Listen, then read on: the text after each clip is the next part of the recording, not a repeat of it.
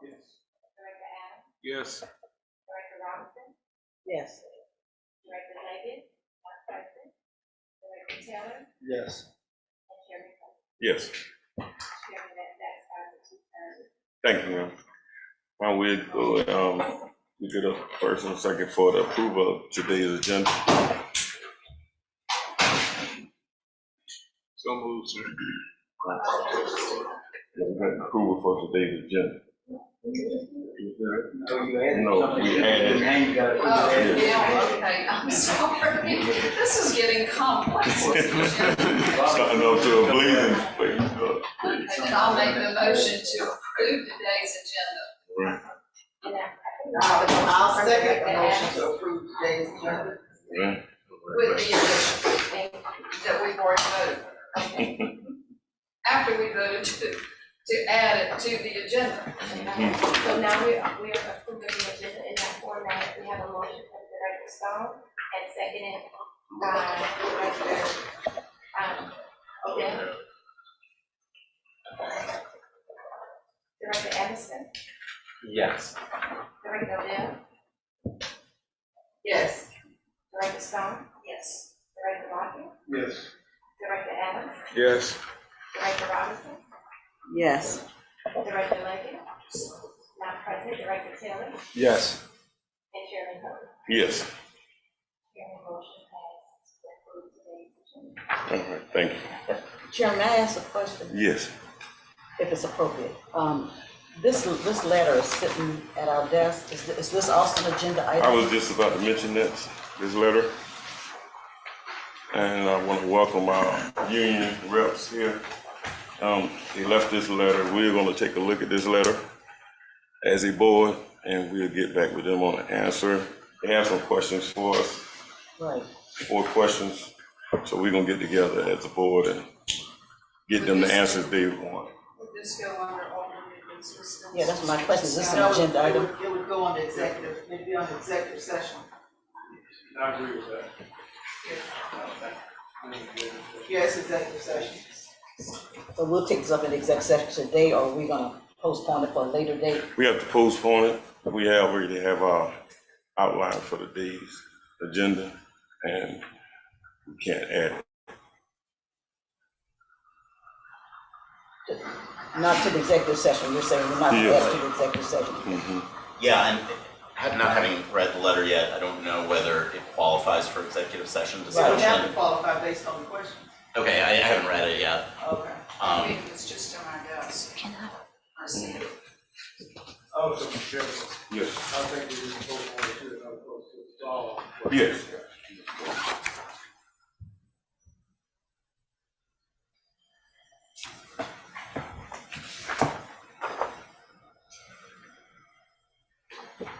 Yeah, it is addressed to the board. Yeah, so we have to get together, talk about it, and come and respond collectively. Okay. I have some remarks, but they would be for executive session.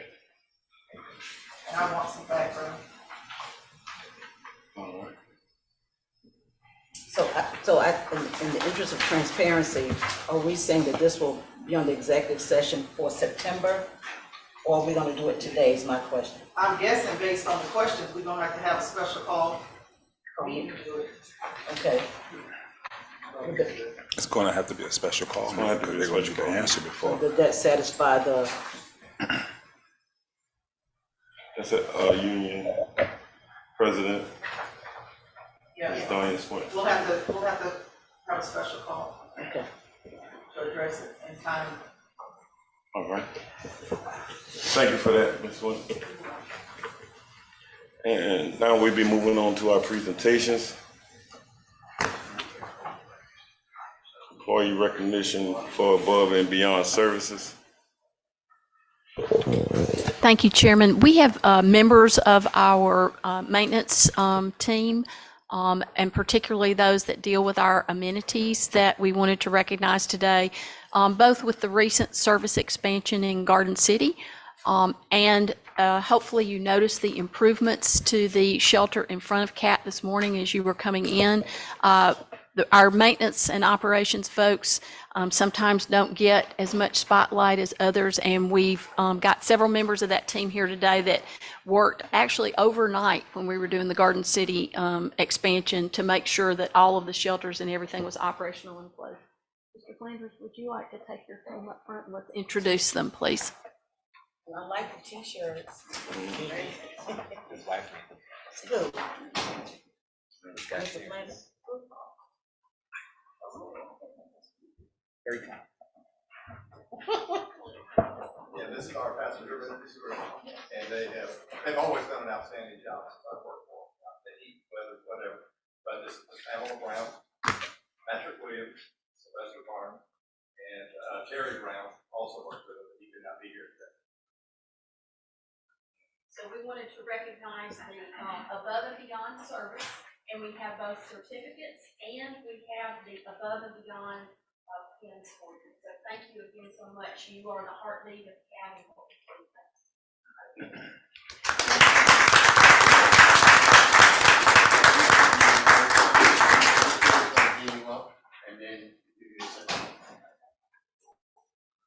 You guys have like a favorite bus stop? All of them.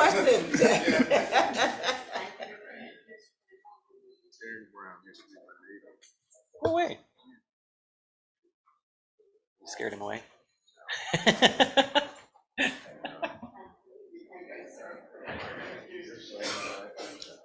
Can I ask each of them, how long have you been doing this? Or Kat, how long have you been with us? Wow. 28 years. Wow. December will be 13. I started out as a Telluride driver. Wow. Thank you, thank you.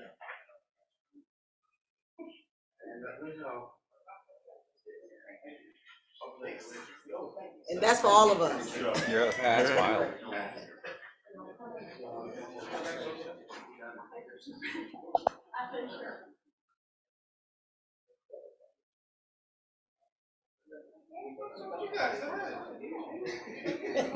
That's your job.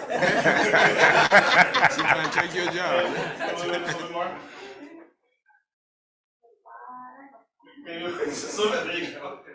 All right, on three. I say Cat. 3. Yeah. Tyler Perry Studio. One more time. Big smile.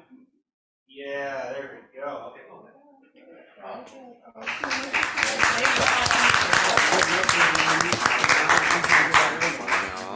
day. Long day. Thank y'all again. Thank you. Thank you. We got a lot of support. Thank you. I think we have one additional recognition, and Director Taylor is going to be participating in this one as well. So we have our partnership supervisor from Dowsett today. She did a very tremendous job when Taylor was out of state, and she helped organize the state partnership to accommodate Taylor for all his hours while in Orlando. Taylor, you want to say something about your improvement? Yes.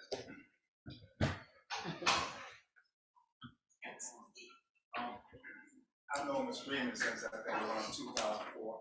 She came here as a driver, and she's advanced and advanced and advanced. And one reason why she has been able to advance is because of the great job she did as a driver. I travel a lot with my job, and she always makes sure that my records are sent to that city so I can use the fair transit system. So for me, it's more of a personal recognition than public recognition, just to let her know that she's been doing a great job. Getting ready to go to Orlando. I went to Orlando last week, and she spearheaded that also. So wherever I go, I can always use their paratransit system, and I'll get a chance to see how we're gonna help this paratransit and Fitchburg. So Ms. Freeman is very, she's been important in my growth, being visually impaired. You always have to feel comfortable. And she's always put me in a position to feel comfortable. So I want to thank her for that. And, she's more than qualified to do what she does, because she does a whole lot on the paratransit side. again, I just want to tell her thank you very much. And it's going to work.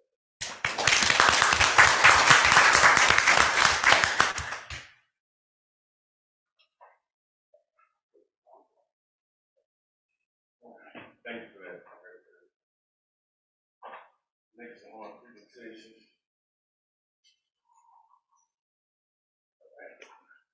We're going to marine insurance renewal with Cindy Robinette.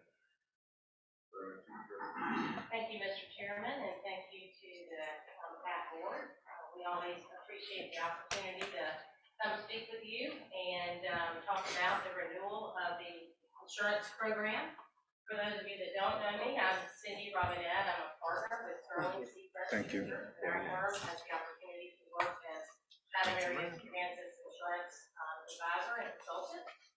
We presented the renewal of the majority of the property and casualty program several meetings ago in the date of July. Today, we're just going to talk briefly about the marine insurance liability component. So I'll go through very quickly the renewal recap, and please don't hesitate to stop me if you have any questions.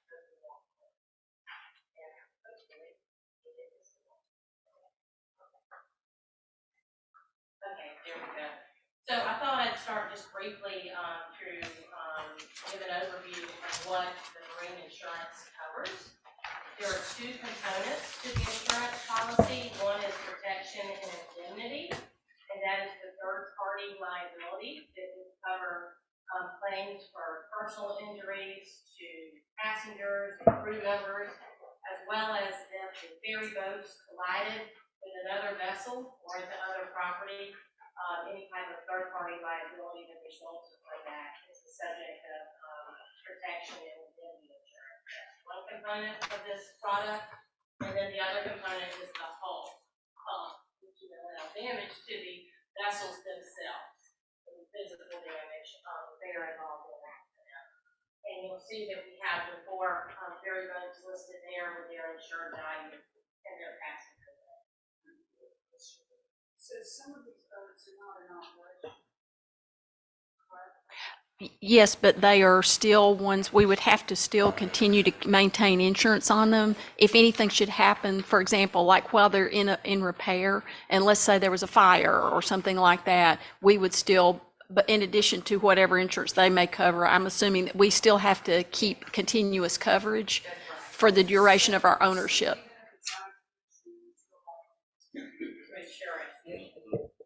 And they are, rather than, I would say a little bit rather than, they're not, none of them are in a state, they all are there are several in a state of repair right now, but I wouldn't call them, you know, quote, out of commission. It's like we've not decommissioned them for service, I'll put it that way.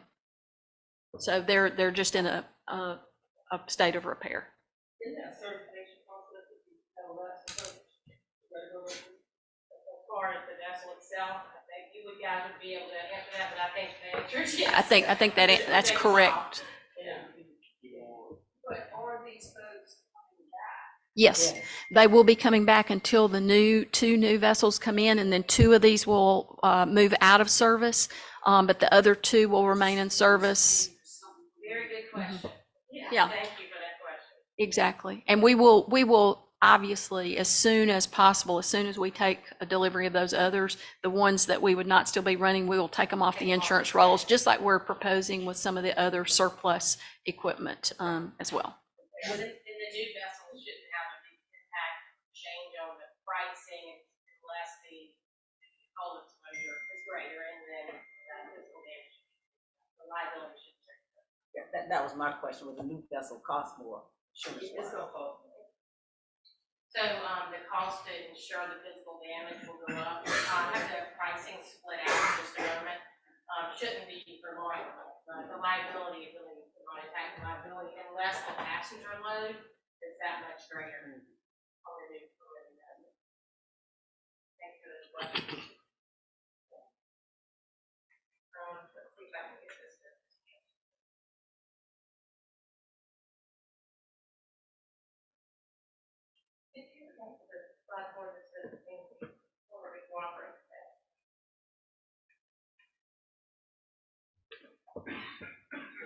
There we go. I thought I'd just give you a recap as well to the claim history. The last 6 years have been very, very positive. No paid or reserve claims open. We've had a couple that just slips and falls, that didn't result in liability. We did have some claim activity back in the 16, 15 years that still impact our loss record, but overall about an 82% loss record, and each year we get further and further away from having any claim that improves our story. Here's a summary, marketing summary of the insurance carriers that we went to and what they presented. The primary marine program is $1 million limit, and then it would cover also the physical damage or values on the schedule. Atlantic Specialty, IMU, is the carrier that was the incumbent, as well as came back with the best pricing, and their renewal came in at about a 2% increase, which in this market is considered favorable. And then the excess program, several years ago, had purchased additional excess liability limits. We have $10 million in excess limits above the $1 million primary. Not one marine insurer is willing to take on that whole 10, so we have 4 different insurers that each get a 25% position in the program. So it's called a quota share program. And the primary $1 million came in with an increase of about 10%, slightly higher than the excess. The excess came in at 5%. That's reflective of the market and inflation and the likelihood that you're going to have some more activity in that first wave than necessarily. Here's the premium comparison from the expiring program. Just under 200,000 and the renewal just over 200,000 at about 6.9%. That's really the recap. I'd be happy to take any questions or concerns on the program. If not, yes, sir. Yes, I have a question about the Musgrove. Why is it insured value 2.2 million? Those are the values that the CAT has reported to us as far as the value of the. Thanks. So we just received those values in and basically.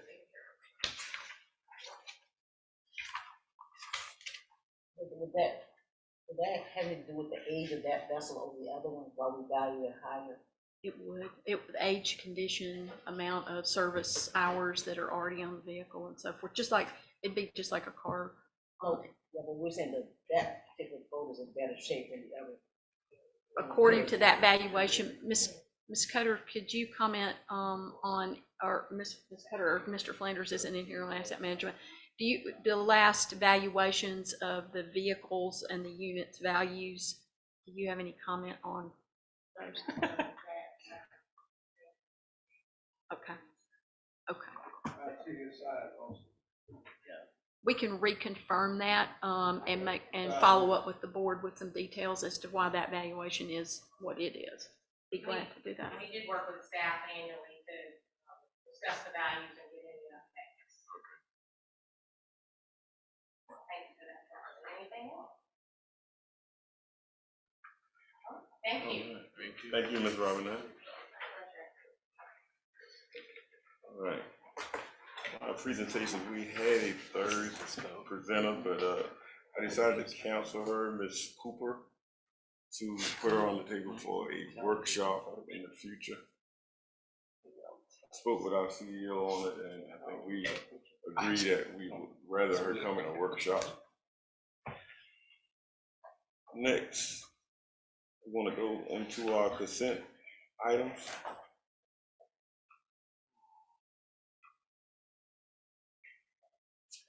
I want a motion and a second on that.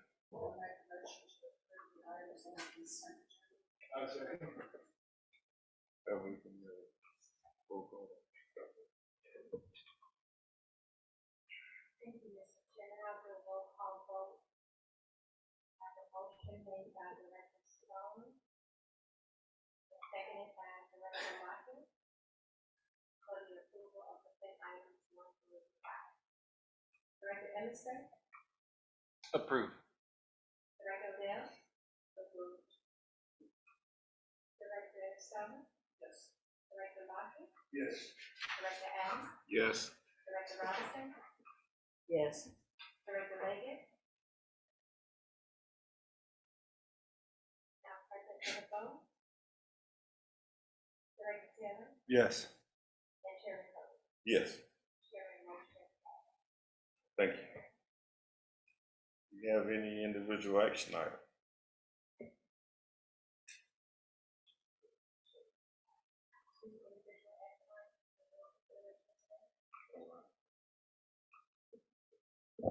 You want to go into, that was my fault. Thank Can you, I Chair. ask one quick question, Chairman? On item number 3, when we move to old business for further discussion, will we then vote on it at that time? Yes, I believe that's the plan. Yes. So our first item under individual action items is the financial management oversight updated response to the review finding. And I would like to ask our CFO, Stephanie Cutter, to please present that material.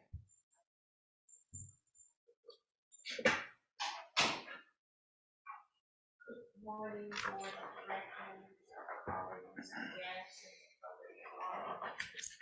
As you all know, we have completed the financial management review by the FCA.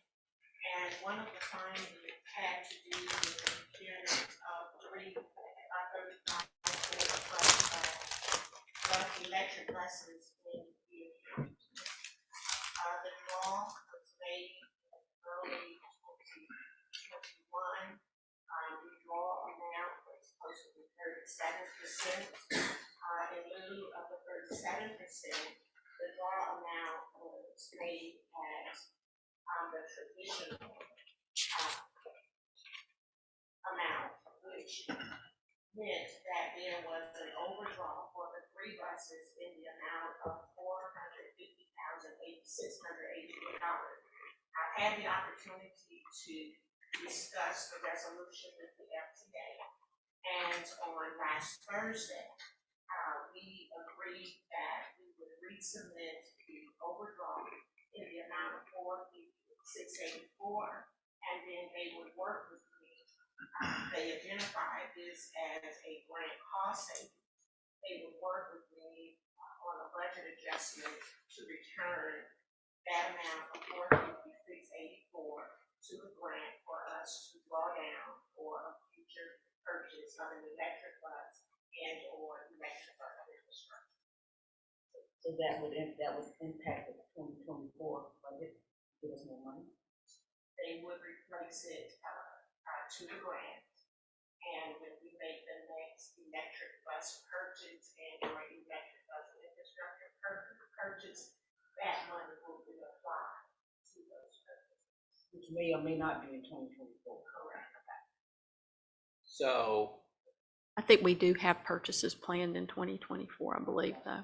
We do have a grant that we can move forward, but whether or not it will. Right. Right. It takes a We- while to build. And, well, we've got that, and then we've also got, though, I was thinking also, Ms. Cutter, about that electric charging infrastructure work that we're also doing companion to the SMART grant, and that's kind of roll out at the same time, and we've been looking at how we could fund that, some of that as well. So this may be an opportunity to do that, and we would, of course, bring that back to the board for approval and consideration. So we talked about, that's my question was, will this money have a positive impact on the 2024 budget? Yes. Here again, remember, grant dollars are on a reimbursement Right. basis. Yes. Right. And we cannot draw the money down until we actually Yep. make the purchase in FY 24. Once the FTA approves it, how long the approval process takes, I'm not sure. But once they approve it and the expense occurs in FY 24, then we would be able to draw down that money. so we went to purchase a bus or buses, and we said, FTA, it's time for you guys to pay your share, and that was, I'm gonna try to simplify here, that was 50%. And then they were like, okay, great, and they gave us the money, except they gave us too much money. Well, it wasn't FTA's fault. When the staff went to draw down, the percentage was just drawn down in excess of the grant application. 37% is not the norm. On this particular grant, back in 2020, there were three players, FTA, state, road, and highway, plus slots. And what happened, they drew down the traditional amount of the grant, and that came out of that, that we recently had. The records were submitted, and this is the resolution to that finding. And the reason for doing it this way, instead of the FTA saying, okay, just use that towards the next purchase, we actually have to clear that FMO report to say, our CAT has complied with all of the findings. So this is the reason we have to do it this way. Get it back, they do a budget adjustment, and they give it back to us and identify it as a project savings to be used on other electric, bus, and or infrastructure. Ms. Cutter and I discussed yesterday too that while it's a very positive sign of FTA's confidence in us and the relationship in terms of the fact that they were willing to make this kind of an adjustment versus just a straight, correction of the error, which would have just removed it from us or caused us to have to compensate for it. And the fact that they were willing to make this kind of an arrangement, it's a very positive reflection on CAT. I guess what my thinking is, if you subtract, so was this grant included in the 2024 budget? Let me just ask that. Was it initially included and taken out of? This is an old one. Right. So, but the overuse of the money was not identified until the FMO report came out. Well, we knew it had occurred, and when they came to look at the grants and operations as a whole, of course, they had to document it in the report. The team of staff presented all of the information related to the procurement of these three buses. So the money that they took back came out of what? Out of money. The money When you said that they took back and now they're gonna give it back. we, Chatham Area Transit, has to give it back. Right. And they're going to be a budget adjustment. They're going to return it to us to use either towards another electric bus and or electric bus infrastructure. Maybe perhaps that should be on our agenda for our committee meeting. That's okay. Because I have another question. I'll save it. No, I'll save it. I feel like I have questions on it too. I'm happy to approve, and honestly, because I get it. But just in terms of like structurally how this works, I'm interested in learning more about it. So I'll probably bug you about it later. But I do think we should. Happy to approve. That's pretty well deal with that part.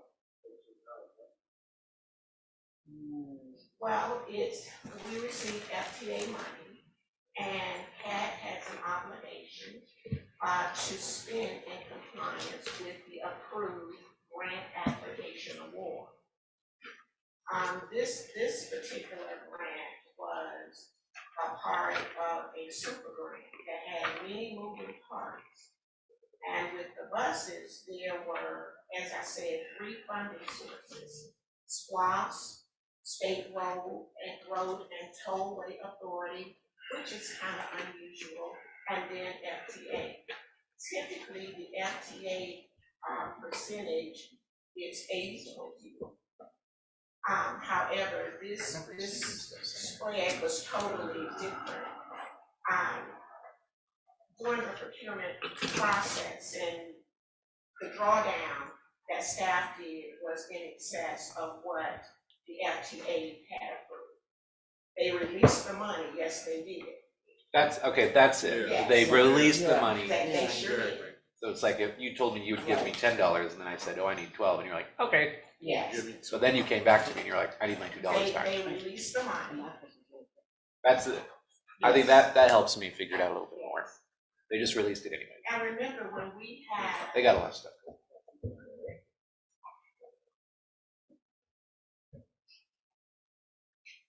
Probably just from our, we got a big budget. in situations like this, and I'll never forget this remark, this is, when the Ethnos started, of course, I had been here maybe a month or two, and it really was a wonderful learning experience for me. And one of my first questions to the consultant was, well, why did FTA release the money? And the response was, well, if you ask for it, they'll give it to you, but that's why we're here. I think that kind of clears up my whole question. Yes.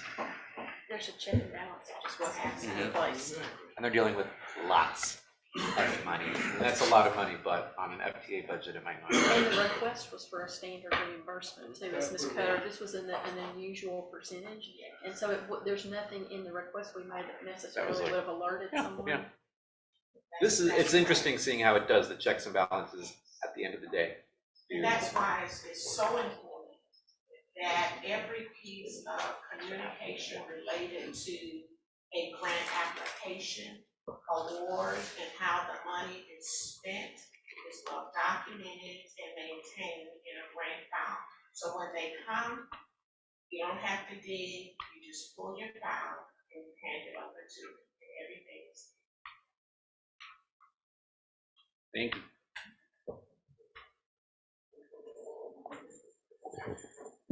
Ms. Cutter, you may want to stay up there for the next item too. The next item is our FY 2023 audit engagement letter agreement with Malden and Jenkins.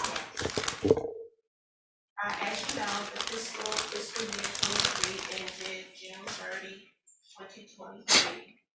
And the auditing firm has submitted a engagement letter that requires the signature of the board chair and the CEO. And this action item is requesting approval for both the chairman and the CEO to sign and return the audit engagement letter to the audit firm, Malden.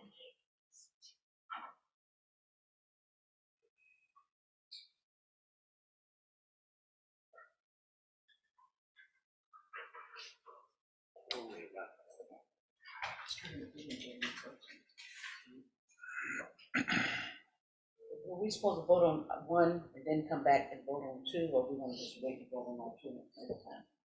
We didn't vote on. No, Did we vote it's an individual action item. Yes. It requires a vote, am I correct? I'm sorry. And I move to approve financial management oversight update response.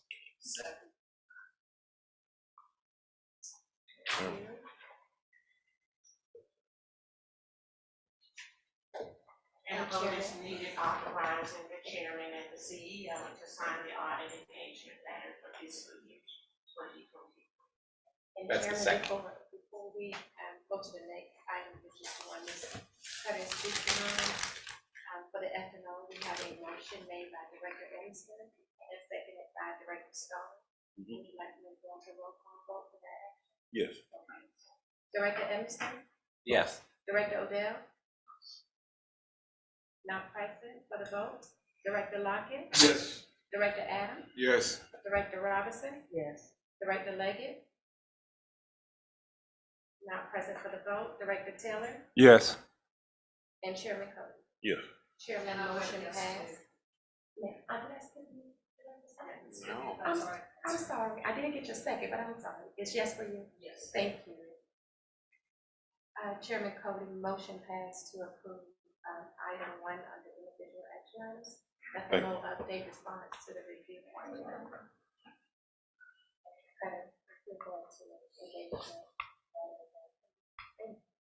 Do we need a motion for this one? Yes, for the audit and payment. I move to approve the board, the CEO and chairman to sign the audit engagement letter with Malden and Jenkins. I second. Question. Are there any, big findings that we need to know about of this audit? Don't know until it's. Oh, wait. Yeah, I mean, This is. This is just to approve to get them to do the audit. Yes. And is there a cost, what is the cost for, to have this audit done? I believe it's 57,000. Who's doing the audit? Marvin. yeah. They do it all the time.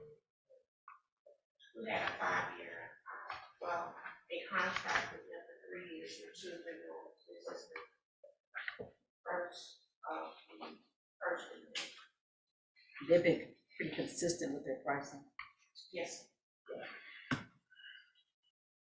Believe it or not, they're not the most expensive. That's right. I know.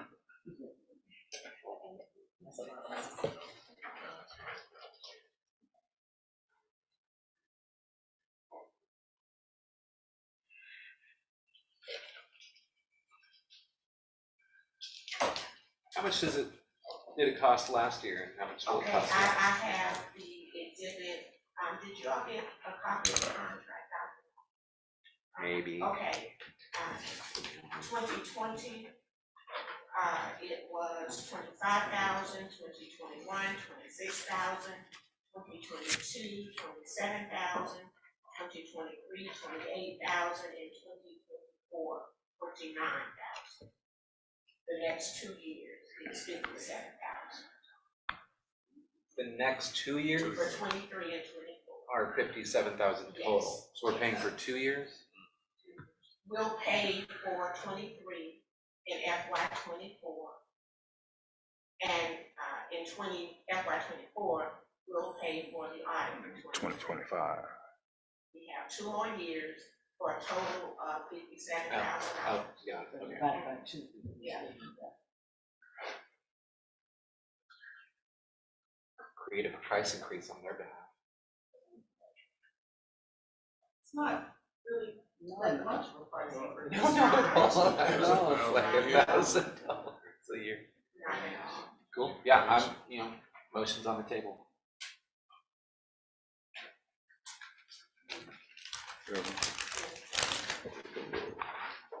Yes, we have a motion made by Director Emerson and seconded by Director Lockett.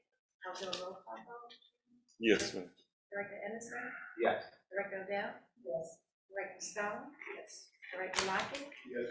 Director Adams, Yes. Director Robinson, Yes. Director Leggett, not present. For the vote, Director Taylor Yes. and Chairman Coe. Yes. Chairman, motion passed to approve the audit engagement agreement with Alderman Jenkins. Thank you. Thank you, Ms. Carr. All right. Next, Now, item number 3 is on the agenda. yes, As an we action moved item. it to old new business, so we can take a vote on it later. So, but do we vote to make that? This is a staff recommendation. Move. So do we- business.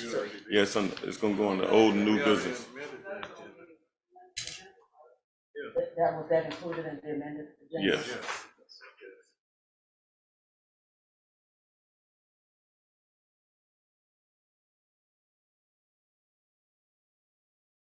Item, I didn't see what The that was. agenda, so we voted to amend the agenda. To add something, but not to take something off. But this is. No, that's what my question is. When we amended the agenda, it was to add what we moved to old business, but we did not amend the agenda to accept this recommendation. This was on the agenda, so I put what was on the agenda. I made the motion to approve what's here plus the add. You're talking about moving Shane Cooper? No, when No. the motion was to approve the consent agenda. So we did that, and then we came down to individual action items, we vote on individual. At the very beginning of the meeting, we my motion was to approve this printed agenda with the addition, the add-on. This No. as it is. Moving this Yeah, to old old business. and new business. Yes, Mhm. Because it's here on the agenda. the item in question was to add what was requested, not this third item. That was not a part of the motion. So I Yes, think the point is that like it's yes, on we moved it, we this. just moved it to, the agenda. old new business, Yeah, we did. so Take we it off. can take a It's vote just on it. new. Okay, I just want to go on record that I disagree, that was not what was said. Okay, I disagree, and I have a right to disagree. Yes. Okay.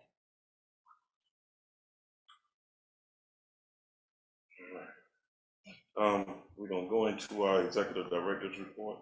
Let's, see you, Mr. Martin. Thank you very much, Chairman. We are excited to present something to you today. The comms team, it presents under the Executive Director's Report. And as we know, recruitment is a key focus area for us. I hope you saw the emails from yesterday where we had 12 new paratransit operators that started into training yesterday. And we also have 5 total fixed route, 3 CDL, I believe, and 2 that are that already had CDL, but 3 that are in CDL training. So we got fixed route operators also moving through, very exciting. So over the next 5 weeks, you're going to see those folks actually moving into the vehicles and providing service, which is very exciting. But we also still are, and we've got a lot of other recruitment activity going on right now in other parts of CAT. And so we have been working, the marketing department over the last few weeks has been working on a new recruitment video, and we wanted to take just a minute of your time this morning to share that. You don't have it?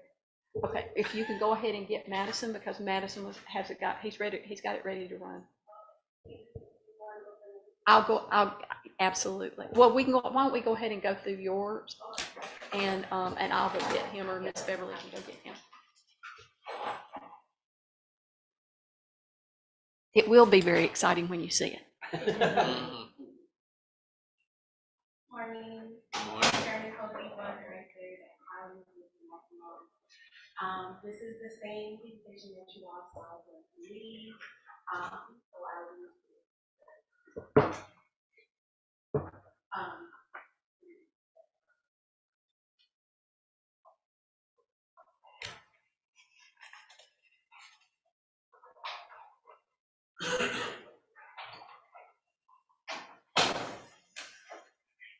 So, our July recap for the CAT tracker. We had in July more than 1,600 new users download the CAT tracker, and there are now close to 14,000 total downloads from Apple. In Google Play, we had more than 120 users download the CAT tracker, and there are now more than 3,000 total downloads in the Google Play. During the committee meeting, Director Robinson had a question about our active users, so I wanted to address that with you today. In June, we had more than 1,800 active users using Android and more than 840 users using Apple. In July, we had more than 2,000 active users on Android, and we had more than 900 active users on Apple. And moving forward, I'll make sure to include these numbers into the report. So you can also see that. Hey, that's an impressive number. 17,000 people with the app. That's a very impressive number. But what you just said is that there are more active users on Android phones. True, and I could almost let that make sense if it wasn't for the drastically many more apps that have been downloaded on the Apple phones. I believe with the download, it includes the users who download it, but also take it off their phone. Who deletes the app. Now, I can go back and do my research, and I can make sure that the correct numbers are included in the national snapshot for Friday, but that's what I gathered from. That just seems like everybody. Those numbers just seem a little bit off in terms of active. Because there's so many more Apple app users. We can go back and Yeah. recheck that. Greg. But either way, that is very impressive. And again, you think about the age of the passengers, it could be that they're still on Android. Mhm. I Do you would have an still, I Android? would still be on mine, no, my kids made me get an app. Does anybody have an Android? Does anybody here have an Android? Interesting. I think I heard a yeah. Yeah, right? So I think that may have something to do with it. Is it possible to see data in the app in terms of which routes are people looking at the most? It is possible, but we would have to get that information together. I get this information from Apple and Samsung, which does not have our routes and more specific. Cool. Very cool. I think the more information we can glean from that could only help. I mean, that's 17,000 is a lot of people. That's a lot of apps. For our service alerts, we still continue to see a continual growth with our service alerts. And in July, we saw a 10% increase. Social media followers, we're still working, the marketing communication team is still working on getting more followers, having more giveaways to get people involved with, if you follow us on social media, you'll get this type of thing. So we're still working on that to increase our numbers. In your report, you also got a breakdown of July, our profile visits, our follower growth, our unique visitors, just so you guys can see the breakdown of what we are doing. Social media check-in in the month of July with the service changes that started July 17th. We brought back the Route 11 and we hosted a ride along for the first couple of trips, along with our CEO, COO, ATU president, and the comms team. These were our first two riders on the Route 11 camera. They were excited to be featured, to be welcomed on their way to work or wherever they were. CatCast, we still continue to upload CatCast. Madison and Ms. Faye actually did another episode this morning, which will be released the first Friday in September. We were mentioned about 50 times in newscasts between the 4 outlets. And that's all I have. Any questions? All right, and we're going to get that recruitment video now. Thank you. And you'll be able to see this is a full cat press on this recruitment video. And our comms team did their always terrific job.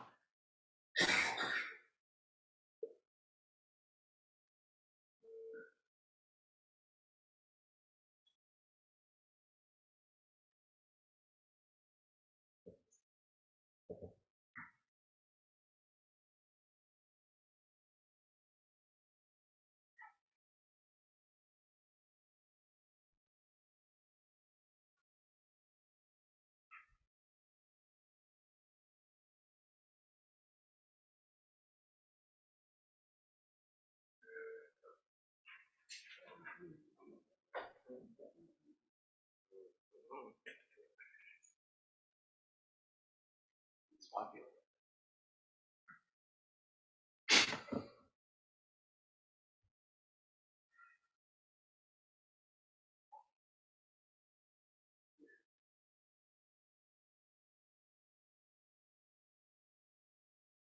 Think of career opportunities at, you might only think of our dedicated professional bus operators, but guess what? There's a lot more. We're analysts and transportation schedulers, ensuring smooth operations behind the scenes. We're the tech team, saving the future of electric vehicles and transportation. We're the frontline representatives, always striving to ensure that quality service is met. We're the educators, training the next generation of transit professionals to be successful on and off the road. We're the creative minds behind our marketing and communication, spreading the word about Cat's incredible services. Transportation is our forte. We're connecting communities and making sure everything runs seamlessly. We're the mechanics and maintenance experts, keeping our fleet running smoothly and safely. We are the management professionals who stay on top of our finances and staffing.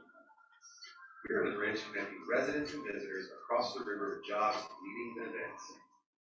Our security team ensures the safety of our riders and staff, creating a secure environment.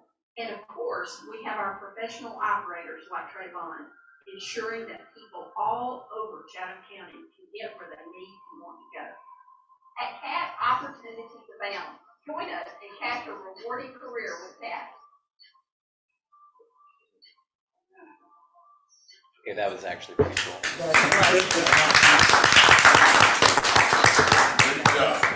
So we will be, our recruitment team will be using that as a new tool in their toolkit to push out how exciting it is to be with CAT. That was great. Because one of the things that we learned at APTA was that we got to show that we are really in the technology world. That's Yeah, what attracts that came young across. people. And that came across really well. Absolutely. Also just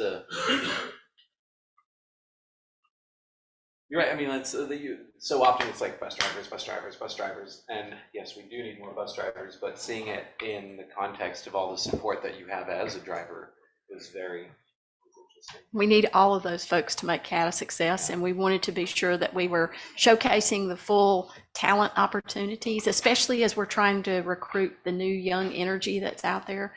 They need to think about and see that there's all of this broad spectrum of things careers that they can grow here. So very exciting. Almost as much style as Trayvon. Almost. Trayvon. Damn. I wish everyone had the sunglasses. Yeah. But they can do a separate one. My favorite, one of my favorite parts was at the very end though, when Trayvon's in the bus and he's behind the wheel, and his smile is like this $1 million smile. So no, that was great. Very exciting. Okay, and then for the rest of the executive director's report, of course, you get snapshots every Friday. And if you have any questions about those, and there are a couple of places in there, and I'll be reiterating that again this week, where I'm seeking your input, if you have any, on some particular reporting styles or formatting and that kind of thing. So appreciate your input. We'll turn it over for the service delivery update to Dr. Manny. Dr. Manny, you're capable of doing a video of all your own. I would love that. Good afternoon, Chairman Cody, board of directors, staff, and the project I'd like to look at this today. I will be brief and precise in my presentation today. If we can go one quick, I think on the committee, we did talk about disposal of our buses and why, because they're taking up space. And if we take them off our plate, they also going to save money, I think about $164,000, representative of that, and also not only that, the clever system, we're being charged per unit. So if all that is gone off for our plate, we save them more. And I think I presented that to you. So I'm going to go today, we're going to quick to the call center. And I just want to tell the board what's going on.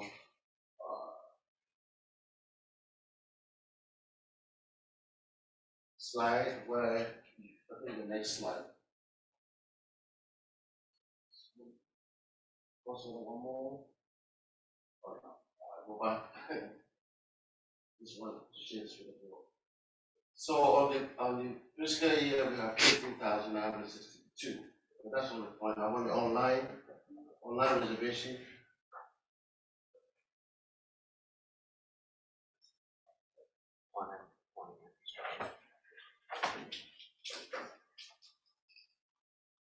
Online reservation for call center. Thank you.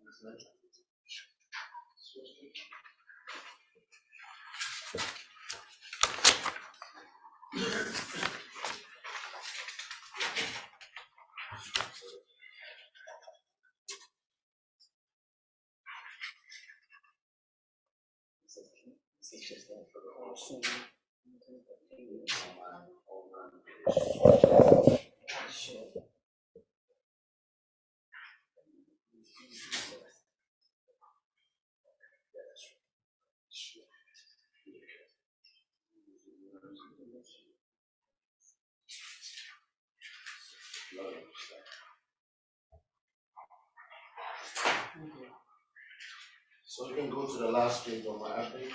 The online reservation is picking up. Last month we had 164 trips that people use online. That means we have 63 people that use online for reservation. It's a big difference. I wanted to share that with the board. Unfortunately, we don't have that slide.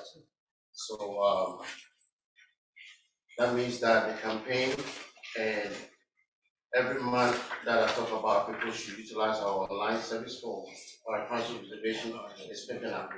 We went from 6 people to 63 people. I don't have that slide, so I'm just Wait, gonna. 6 people were using online reservation to 63 people. That's a very high number. And also 163 trips were all done online. So, every month that we talk about, if the public can stay doing that, that means that it's going to be less cost to the cost center. And that's the part that I'm more interested about. So a little update on my division updates. So we hosted the house, as you can see from the picture. They came over here, why they picked cat. They heard good things about cat, and so they decided to come and visit. And we gave them a very nice call, and they ended up with this way about our future projects. They went very well, and they just sent me an email that we are also invited to go to their house. So when that time comes, I will be pleased to have a board member. It's 1 or 2 progress, and I will implement that. Ms. Carter did a very good job, and I just want to give a shout out on the Cat Connect. So if you all heard about our new upcoming program called Cat Connect, so we have a funding, and we have to locate how to provide service with that funding. So we did pick up about almost 10 senior citizen homes that I personally went. I was involved with Bob and Wendy. We went out and interviewed them. So what's going to happen is we're going to have 4 vehicles that will pick them up free of charge and send them to a destination that they want, like a Target and Walmart. And this is all over, even including pull-up. So I could share that with the board of the timetable, and we're trying to get this start at least by September 15th. The vehicles will be here, and we might have all the drivers are trained. So 4 set of vehicles will go every day, Monday to Friday. They go to individual area and pick senior citizens up to Walmart, Target, Walgreens, CVS, free of charge, and we'll bring them all back. So it'll be running from 8 a.m. to 5 p.m. That's what the money is saying. They were very excited to see us, and we talked about the program. We did this not only what we want, but based on the survey that we did, where they want to go. So I think you guys had a senior circular required that on board. But that one was a fixed route. This one is very unique. We did a survey, asked them, if we provide you a vehicle, where do you want to go? And that's the beauty about this project. And I can't wait to see it started on September 15th. It's going to be a very, very good thing. It brings us to our brand of how we provide service. And it's not even a fixed route because it's running on the hour. We'll be at the building, pick them up, drop them off at the location on the half hour, come back again and pick them up again.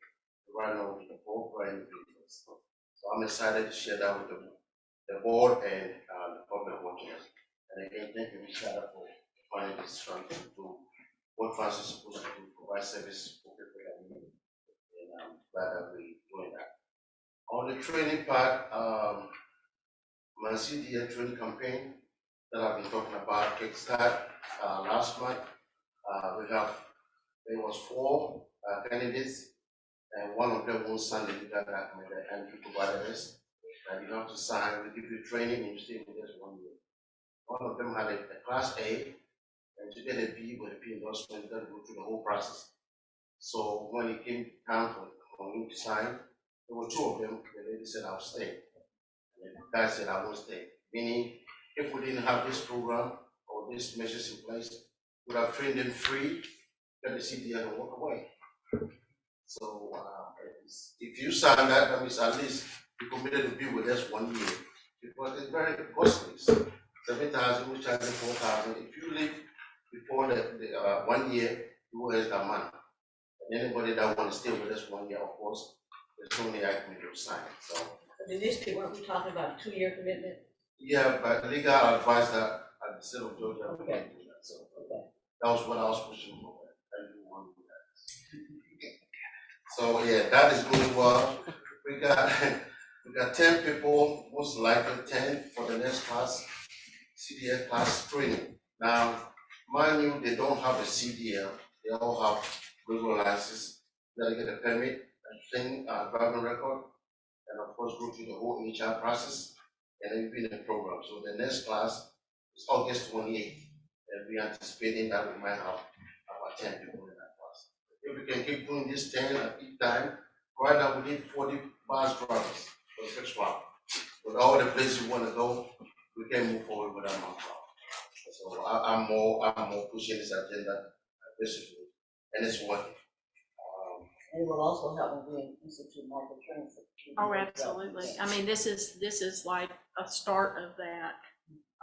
You know, aimed at a specific audience rather than a zone, but absolutely. Very exciting. And I thought I would be the first one to share this one. I think everybody knows that we had 12 drivers came in. Monday, this is the highest we have ever seen.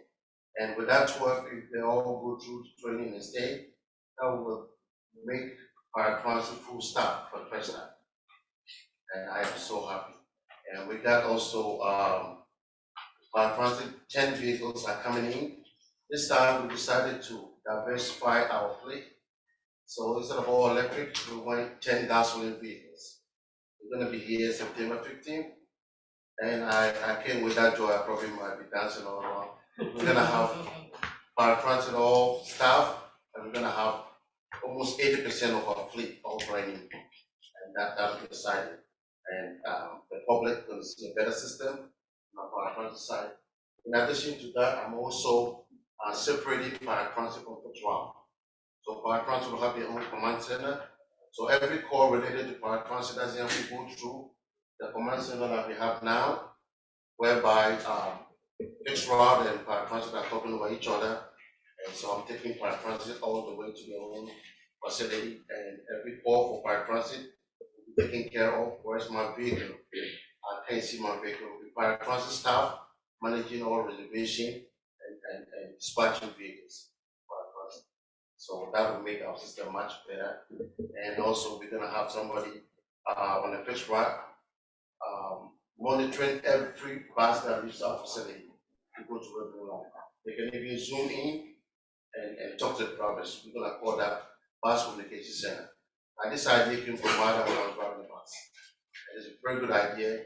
So currently, if a driver calls in, he goes to dispatch, and dispatch is on call, trying to fill work.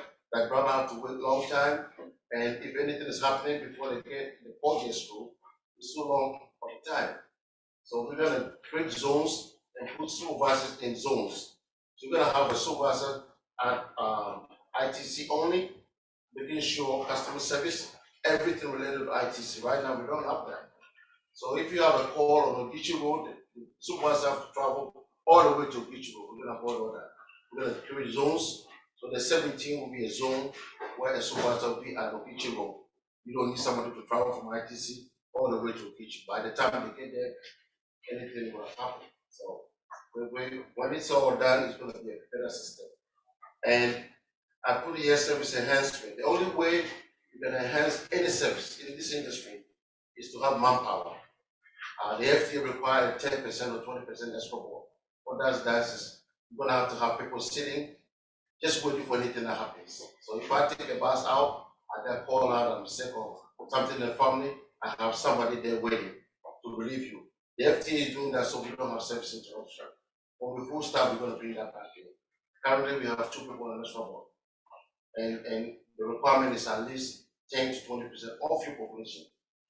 So 2 people, if 3 people call out, and I'm on the bus and they say something, I can't even leave. I gotta bring the bus back. No service to the public. So we're gonna do that, and also we have to monitor our KPIs. We set a KPI, we want 70%, all this is have to be monitored. And if it's not, that means we don't meet on our KPI, we have to find out why. Why are we not on time? The only way is to monitor the KPI. And the first one side, like I said, we're gonna station them all in the zones and make sure we provide a better system. I'm very pessimistic, I'm very optimistic. I've never been pessimistic since I've been here. And I have that energy and the drive, and I think we're gonna have all together as a team to provide a better system and move forward. That's it. With that, I end my presentation. Any questions? I have one. When we talk about enhanced service enhancements, I want to ask a question about the downtown shuttle that's going into Collar Village and Cloverdale. I happened to follow the bus as it made the round from, I think it's Eleanor Street to Cloverdale Drive. There are no stops there. That bus is not stopping. The shuttle is not stopping. It's just going straight through back to Gwinnett Street. Yeah, we have East Styles Avenue. Yeah, we have had a few complaints, and we're gonna go in the field and see what between that, where should we put stops. So when we did the extension, we should have also factored in bus stops. Right, because I mean, there's no stops. Yeah. I mean, the bus is coming through there, but it's not stopping. Yeah, because when we did that extension, we should have also factored in stops in between. But it's just no stops. To piggyback on that, the stops don't happen on Audubon anymore? Cloverdale? The stops don't happen on Audubon and Cloverdale anymore? Well, it should be, because what happened is that when we did that extension to go to the other side, we shall also be mindful to put stops in there. So now the bus is just going straight through. And like I said, we have had, thank you, Dr. Robinson, we have had so many complaints. So me and David, John is gonna go there, basically see where to put stops in. The WRA is our consultant, and the Rich is aware of that, and we do work on it. It should be ASAP. And the only reason why I did that, because we were talking about how we were servicing the community. And when I went out there, I didn't see where we actually serviced, we run on the bus. Yeah, we're just going straight through, Yeah. and that's the service. Okay, all right. What about south side? Where are we at with putting the shelters on those bus stops for the south side? So the Abercorn hardly had any. And Abercorn, where Montgomery Crossroads is, and near Savannah Mall are a bunch of women with little kids trying to push strollers on grass and no sidewalks. And they're standing like in ants. Well, the good news I want to share with you is that Ms. Fair has contracted a vendor to do all our bus stop inventory, see where bus stops need shelters and all that stuff.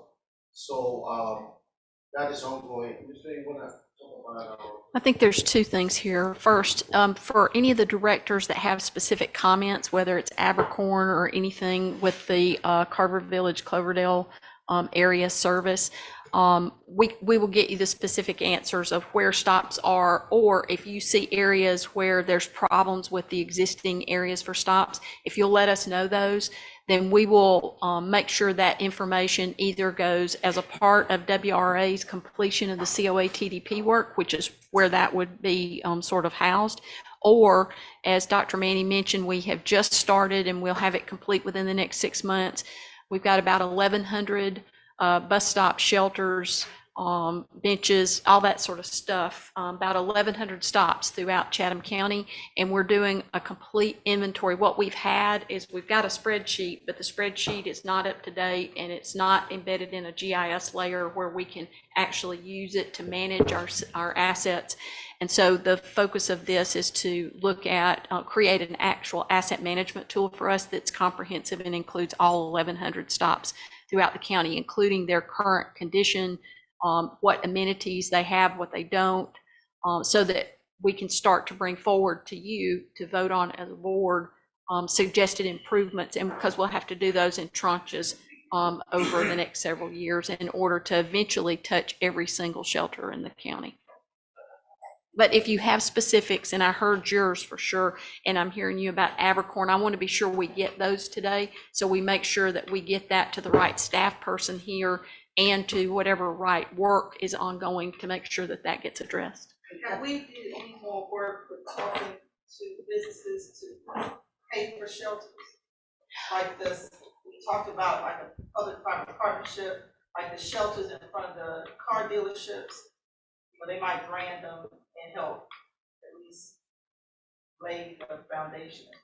Absolutely. I mean, I think that that's a part of the work that we're doing already, but we haven't entered into any agreements or started negotiating those yet. Director Odell, we were trying to get a handle on what have we got and what condition is it in, and also make sure that we are trying to prioritize the areas where we've got highest ridership corridors in areas that maybe have seen least investment. So we're putting our equity lens on the work that we're doing because we know that's what we try to do with all of it.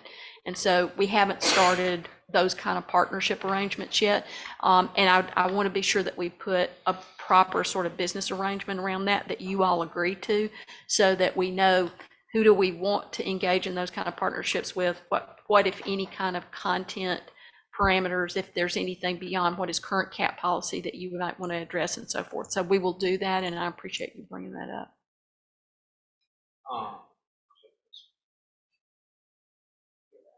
Any more questions? Yeah, I think I reached out to you about, there was some confusion around the dot stops for the Forsyth dot shuttle not matching up with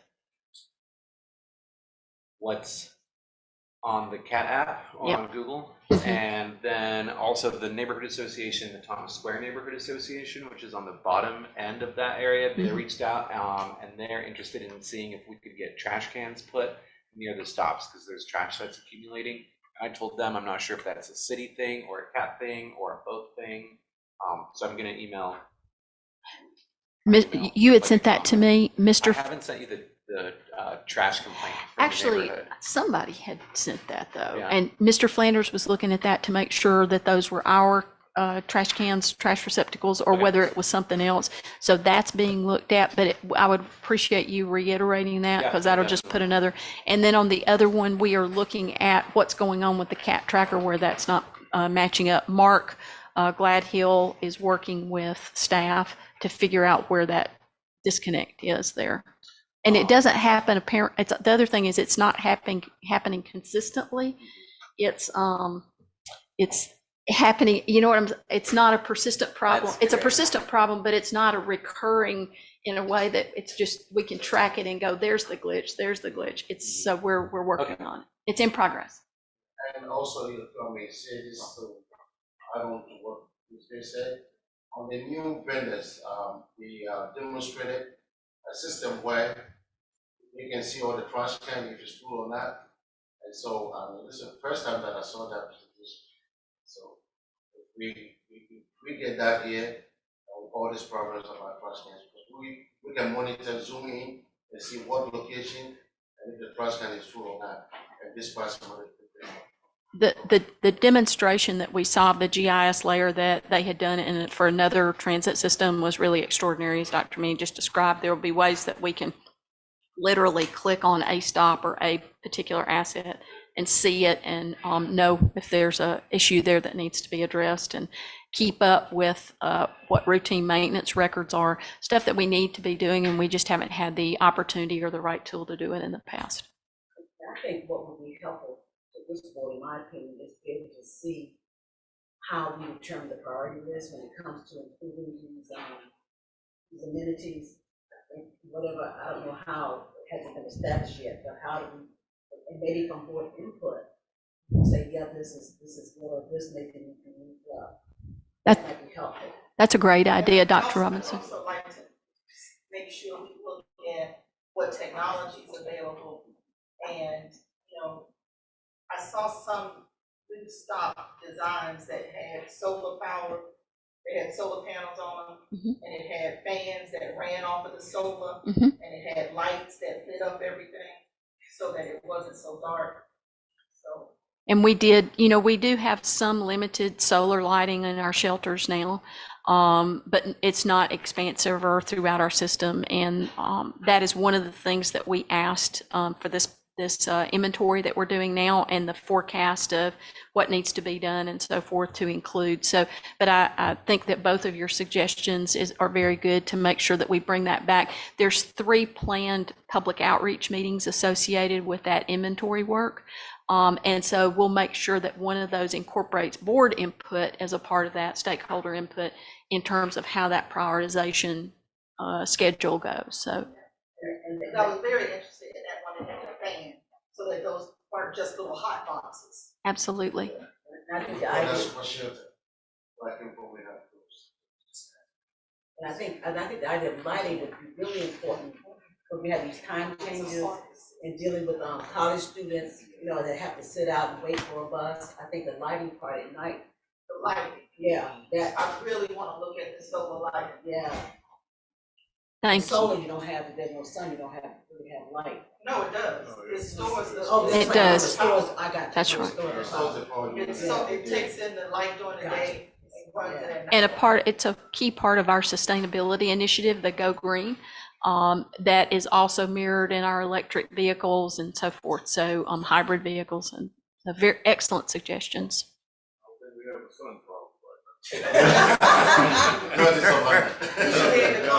You start storing it up now. And I wanna make one comment to you, is that, I don't like what I feel, now, I could be wrong, but I don't want you to feel rushed. You know, because what you guys bring to us is important. So I don't want you guys to feel rushed, you know, to get through whatever. So, we don't wanna take all day, but my point is, I don't want you to feel obligated to rush through anything that you think is important, or any of you. One of the things we try to do with these reports in this meeting is we know what's been covered in committee, and so we try to make it a little more succinct in this meeting in the observance of a much fuller schedule, but still cover the major points. And to your comment, Dr. Robinson, those things that we think you need to be sure note and know. No more questions, and we'll conclude my presentation. Thank you, Doug. Right. The next presentation is planning and infrastructure development. I'm not going to go through the slides in detail. Again, we just did a very extensive work session with you on the COA TDP work, the service updates that went into effect back in July. We have the August Title VI public meetings that occurred, but there was an extraordinary amount of data that was shared with you in the work session. I think everyone thought it was a very productive meeting and a very productive use of time. So unless there's any particular questions in planning and infrastructure, we can move on to the finance report. Where does this go? This is nice. So that is each of you today received a copy of the Master Transit Plan Executive Summary, and you also received a copy of the full document. We will tomorrow then follow that up with distribution to the MPO members with the Executive Summary. We're starting to provide electronic versions of these documents to some of our partners like the MPO. The MPO is going to be using, for example, the full report, the 2050 overall transportation plan update that they have underway currently. This will be the transit component of the metropolitan areas transit plan or transportation plan, and then we'll also be sending it out to our full legislative and congressional delegation and so forth. So it's starting. We wanted to get it to you first. And then, and I think we've already sent it to you electronically as well, but this is the print copy, and we'll also be sharing it with the county commissioners. Although we've got fair coverage here with that, and then we will also be getting it to the city councils. So, what about, can we get it to the other municipal?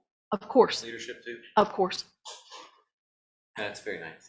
It is. One thing, and I don't know, I feel like during the presentation with Jim, I brought up if we were going to take Abercorn to 15 minutes, and it didn't seem like that was Not on the immediately, plan. not right now. But It's in the master transit plan for yeah, out for year. medium and long term, and I think that is. And keep in mind, remember, those are what you heard from Jim is the COA TDP, and that's actually the shorter term. This is the Nelson Nygaard work. That was that team that led that. You've seen them Got over it. the course of the last several months too. But that COA TDP work was fully coordinated with this, but it sort of nests within it, if you will, and it drills down to routes, stops, it drills down to that level of detail, where this is intended to sort of set the framework for how do we want to grow and where do we want to grow and what kinds of services do we want to include and so forth. So, but we were very proud to provide those to you today. All right, if there are no other questions, Ms. Cutter, the next report is the finance report.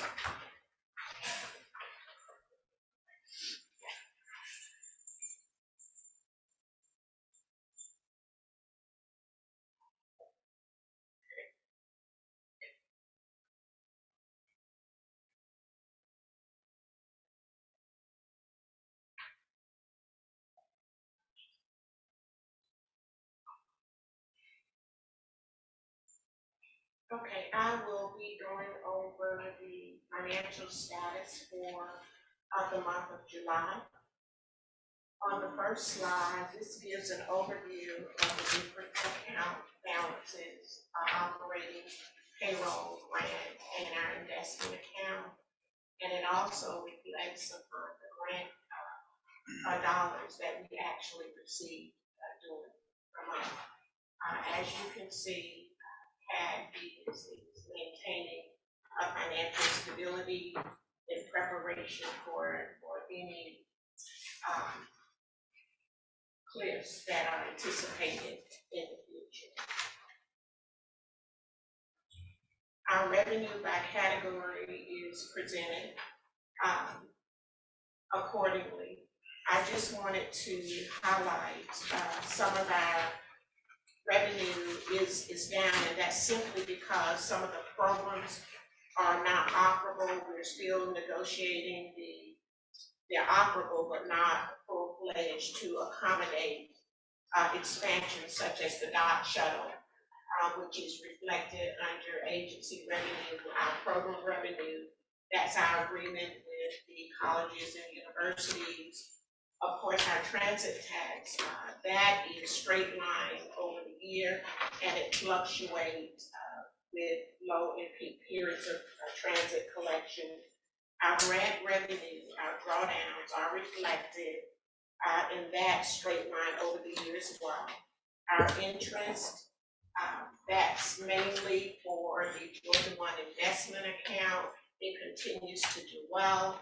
And the other category is really the Greyhound lease, which is still under negotiation. Mr. Cutter, would you go back again to agency revenue and help me understand that again? Okay, your agency revenue is the revenue from Chatham County for paratransit services, City of Savannah, Dock Shuttle, those type programs. Mm-hmm. And it's in the red because?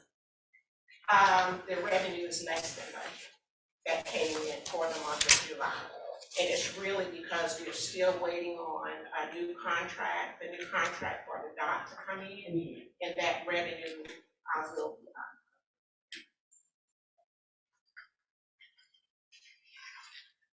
Our transit tax collections that we received from Chatham County for the month of July, it totaled $179,176, and it's presented by category. Wait, can you go back to that one? So I don't know if I've seen this one before. So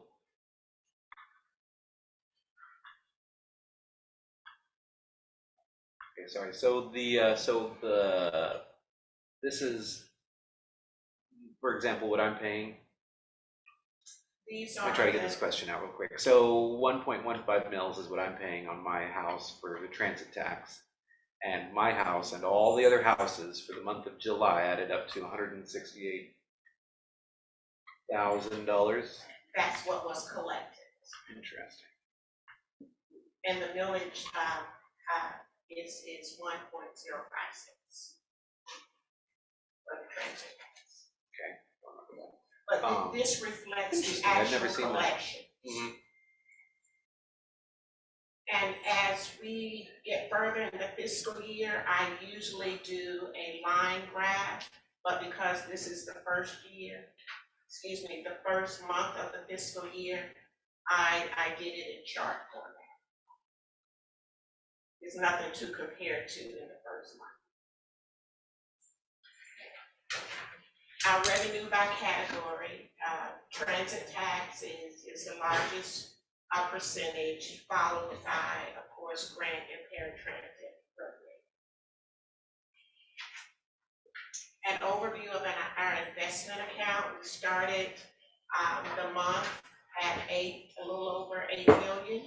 Our interest for the month, $35,734. Our balance at the end of the month, $8.1 million. Our expenses by category, no surprises here. Our salary, wages, and benefits make up the majority of the operating expenses.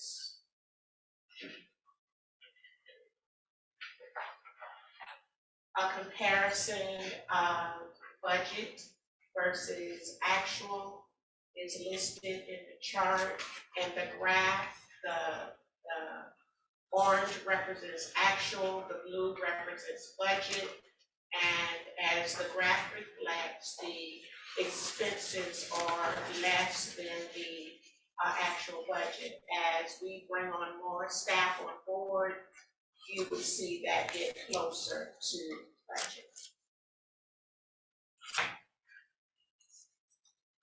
Another graph showing our revenues and expenses. The orange represents revenues and the blue represents expenses. Side by side, you can see the differentials. Our recruitment stats for the month of July, we received 116 applications.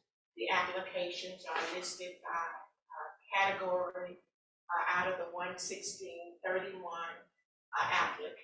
applications were not qualified for the position that they were submitted. We extended 14 offers, had 10 new hires, and 6 exits for the month. Our July stats, you're going to see a different look.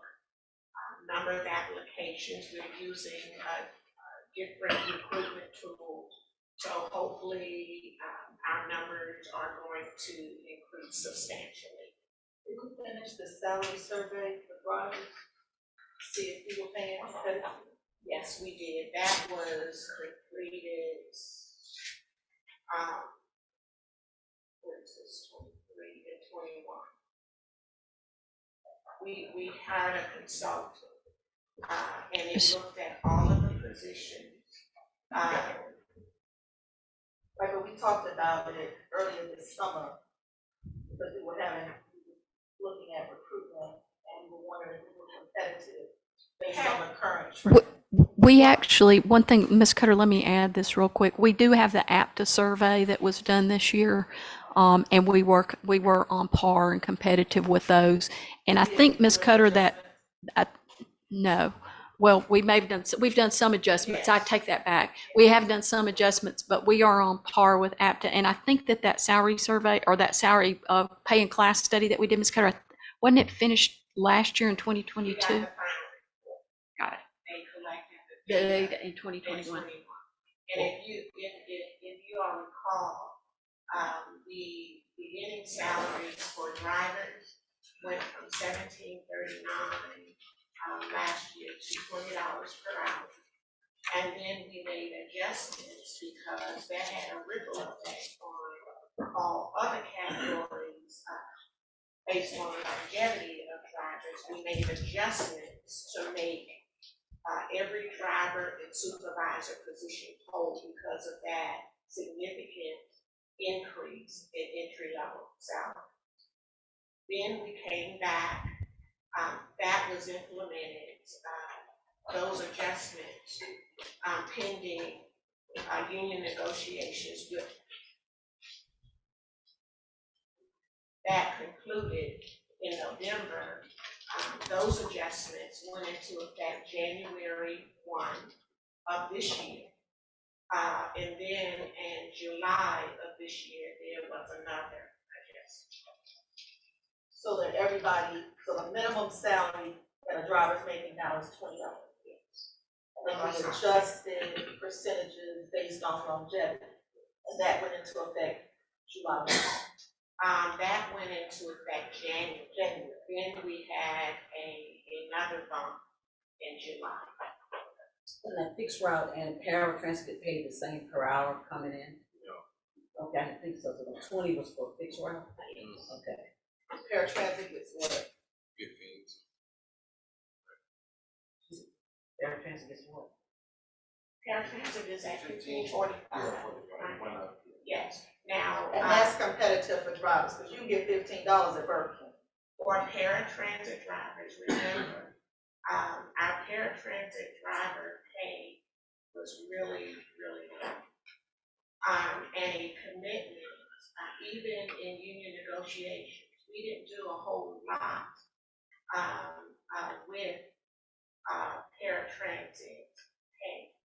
But taking a look at what long-term paratransit drivers were making, and the contract allowed flexibility, particularly for paratransit, which is 100% funded by Chatham County General Fund. So what we did, since the fixed route side was really in good condition, we knew that we needed to pay some attention to paratransit drivers. So we mirrored the scale of fixed route in terms of categories. 1 to 2 years, we started with 2 to 3 years. So there was good movement on the paratransit side. Because paratransit drivers have a little more obligation than fixed route. Yeah, And it's a little more strenuous. Yes. Because you're dealing with sick people, you're dealing with disabled people, you gotta lift people, you got additional responsibility. Those things are taken into consideration when setting the salary. Yes, and that was one reason. I'll give you an example. We had one paratransit driver, and you don't have many with longevity, maybe 3, 4. But one in particular, and I forgot what I was working on, but I noticed this particular driver had been working with Chatham Area Transit Authority. I believe it was 14 years. And the employee was making $14.25 an hour. That's a problem. That was a problem, and it was addressed effective July 1 of 23. Not only that one, but every employee falling in that category. So that has been addressed. Right, because longevity should be considered. Absolutely, absolutely, absolutely, and it was. And it was. That's like $1 a year. I think so. That's a problem. Did we do anything to compensate for those years when we did not pay? It became effective July 1. We did not go back retroactively. It was effective July 1. And How many people did we have like that? maybe 3, 4, not. We had quite a few in the middle, but they were adjusted according to years of service, according to, and it goes by really months. 1 to 24 months, entry, 24, and it just went up to the top. And that's really important when you talk about recruiting for paratransit, because you just said they don't stay long. The idea is to get them to stay longer, so we gotta have more attractive things to draw them and make, getting them is one thing, but retaining them. Absolutely. And we're working on the benefits package, right? Oh, yes. Yes. Primarily a better retirement. That's Definitely a better retirement plan. That's another place where local funding is going to be really critically important in terms of how we support that too moving forward. Well, right now, local funding is what, 83.89% of our operating between paratransit Between and. paratransit and, of course, the transit.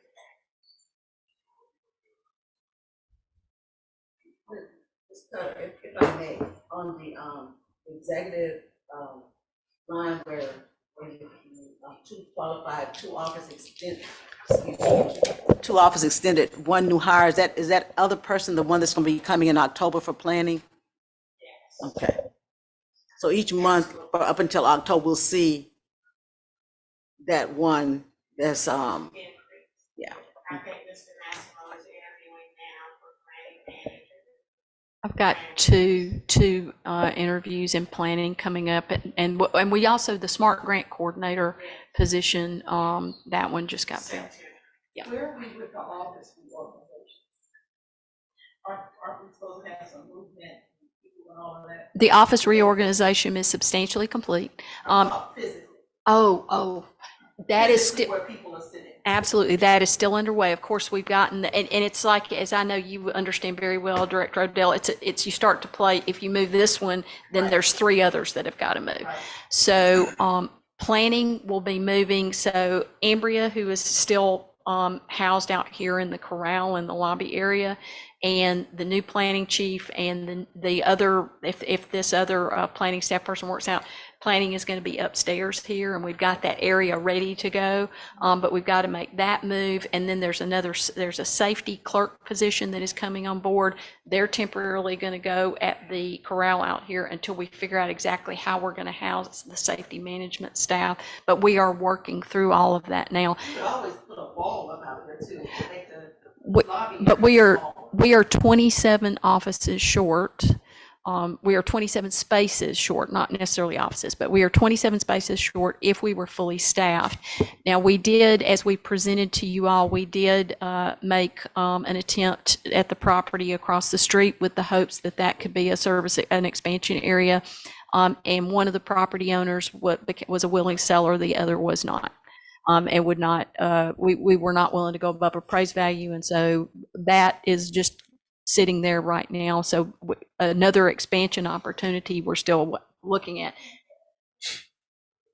Probably not. I think that there's some structural issues already. So I don't know if we could add a third floor or not. But we certainly can look at that. We've got an architect who's working with us now on the renovations to this building. You remember, we had an old grant that has never been committed yet, that is for renovations to this building and some renovations to the ITC. Now, in the ITC, what you're going to see is from when you walk in the lobby area, from where the Greyhound window is now, from the Greyhound window all the way to the end of the building that's currently CAT, that will all become CAT. Greyhound will be in that other end of the building. They'll enter from the outside on the other end of the building. We'll have no interaction with them at all. And that lobby area is going to become the new, so that boardroom where you historically met at the ITC, which is insufficient in size to host these kinds of meetings. And this is a multi-purpose room. It's not really a permanent home. That area will become the new boardroom and community meeting space there. And we are, no, we're going to do office space on there's other places where we can do office space in the area sort of between the end of the lobby area and up to the wall where Greyhound will be. So we are doing some office space down there. We're also doing that meeting space. The old boardroom could be, what is the old boardroom could be turned into multiple office spaces or even training area. And we're working with the architect now to figure out best uses and also, really importantly, flexible uses, so that we can use a space in one way this day, and then we could just, with some simple, either a partition or something like that, it could serve a different purpose the next day where we need flex space like that. So all of that is underway. A nice place to work. It is. Spend so much time here. It needs to be a clear space. Agree. Completely agree. Adjustments will take care of the immediate 20-some spaces that you need? Not yet. No, not yet. And so we're still, like I said, we're working with the architect. We're looking at the renovations. We're trying to maximize everything that we can do. We're looking at We're also having to look at security. We're also having to look at the infrastructure for this building that supports heating and air. It has some pretty strong needs. So there's all kinds of things that have to be done. Even before you start looking at space allocation, there's other sort of operating system issues with this building. And then you got parking at the ITC, but we are very close to an agreement that we hope to bring to you next month. We're working on with the city now so that some of the parking down there now that is currently more sort of public space, it will be committed for CAT exclusively, so that parking is not a recurring issue down there as well. So there's a lot underway and it's not finalized yet. But that's another place where we're glad to give you updates, regular updates on that as the progress is being made and as we're looking at how to make it all work. And we're still hopeful about across the street at some point.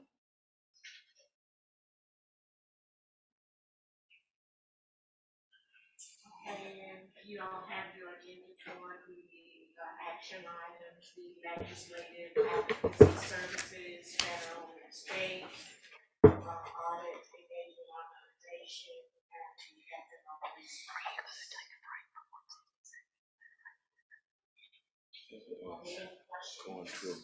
Yes, I have, And then going to one recommendation on your recruiting status sheet.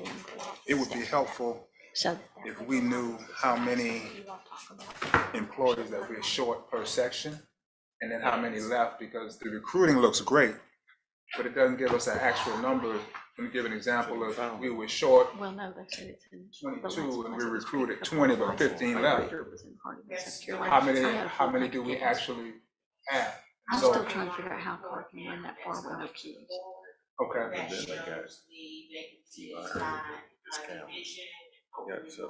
If they can make it run. okay, thank you.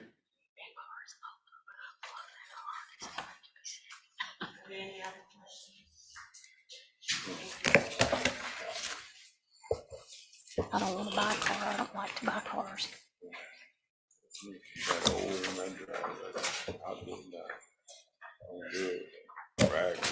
Mr. Chairman, All right. can I get a copy? Thank you, Ms. of- Cutter.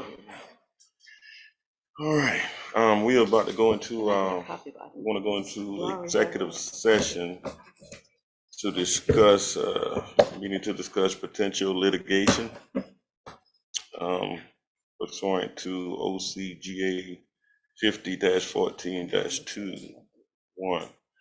We got two of those we are going to go into executive session and discuss. Before we go in, we're gonna take about a 5-minute break and we It's can never get lunch. 5 minutes. We Never can 5 do minutes. lunch.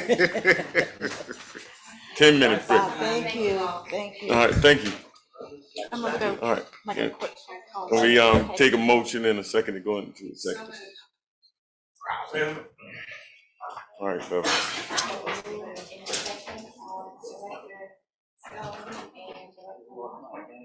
You gotta vote, Patrick. You gotta vote, you gotta vote. Director Emerson? Yes. Director Odell? Yes. Director Stone? Yes. Director Lockett? Yes. Director Adams? Yes. Director Robinson? Yes. Director Leggett? President for the vote, Director Taylor? Yes. And Chairman Yes. Andrew, what I didn't look up. Just be tracking. So that's the only way you can see it. They said that they're picking it up on license plate readers. I guess they have license plate readers. I know, what is that one? So, I thought I meant to look it up and I forgot. I think I looked it up. it's, The Georgia, it's the Open Meetings Act. That's what- yeah. Exemption to discuss legal advice. okay, okay. And, 'Cause I normally look it up. I think it's both one and the same. those are Same, it's the that's same same, section, yeah. so they're both legal Yeah. advice. Like I said, I So don't know you're gonna make two presentations. Executive session first is Yeah. bring back to you like. That's,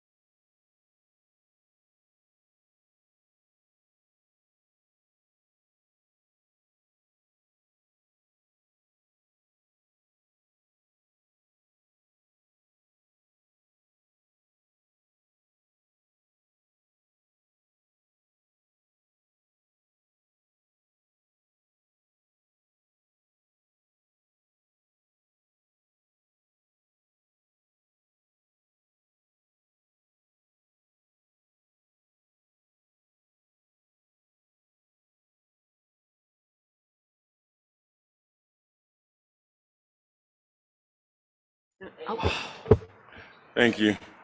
I welcome everyone back. We coming back from executive session. I'd like to let everyone know there was no votes or actions taken. We'll be moving into our old and new business. We want to get a motion and a second to vote on our legislative advocacy federal services contract award. I need a motion and a second. Mr. Now, we want to do these Chair. separately? Separately. Yes. Yeah, we got two. Yep. Three. No, Three is Hyundai. now the legal advocacy, federal services, and then the legal advocacy, state, local service. So we're gonna vote on these two separately? Yes, separately. Mr. Chair, make a motion to reject all RFP proposals for the federal services contract award. Do I have a second?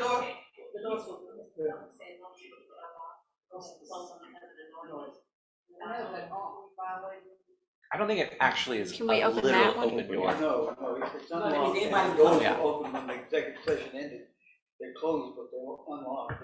It's still an open session. Anybody can come in, we can still want. And we're on I TV. understand, I just didn't want it to get trouble. Anybody want to second that? Do we have a I'll second? second it. Beverly?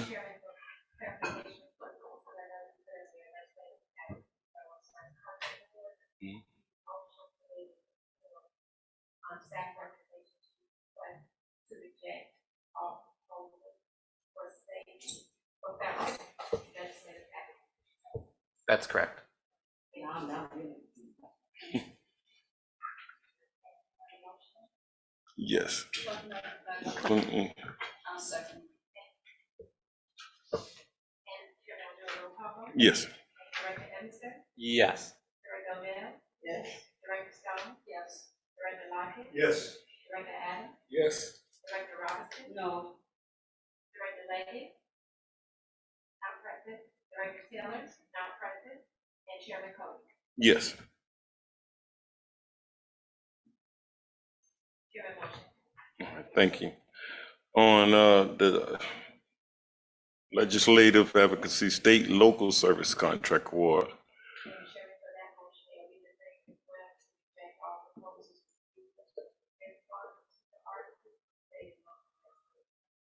Yes. Yeah. Motion. Second. You made a motion. Yes, roll call, please. Director Emerson, Yes. Director Odell, Yes. Director Stone, Yes. Director Lockett, Yes. Director Adams, Yes. Director Robinson, No.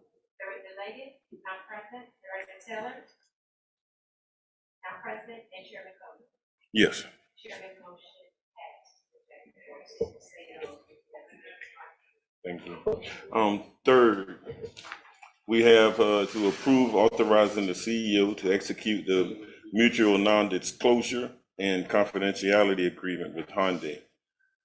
I want to get a motion in a second. Second. Beverly, can we get a roll call, please? Motion by Director Stone and second by Director Emerson. Director Emerson, Yes. Director Odell, Yes. Director Stone, Yes. Director Lockett, Yes. Director Adams, Yes. Director Robinson, Yes. Director Leggett, not present, Director Taylor, not present. Director Stone, I think I motion said yes. okay, thank you, Chairman Cole. Yes. And just a quick note on this, our next meeting with Hyundai is on Friday. That's And exciting. this is about the fifth one, so we're getting closer and closer and closer. So hopefully we'll have some really good, exciting news for you soon. And now they can tell you all their secret magic. They can tell us all the secret You stuff. can't reveal Yeah, anything. but I'm like, I want to know so bad. Okay, Clint. All right. You can spill some to me, right? Because I'm in the NDA, like, right? Like, Next, we have our next board meeting on September the 26th, 2023 at 11 o'clock. Thank everybody for coming. This meeting is now adjourned. Thank you. Thank you. So question, did you get your? Yes, I did.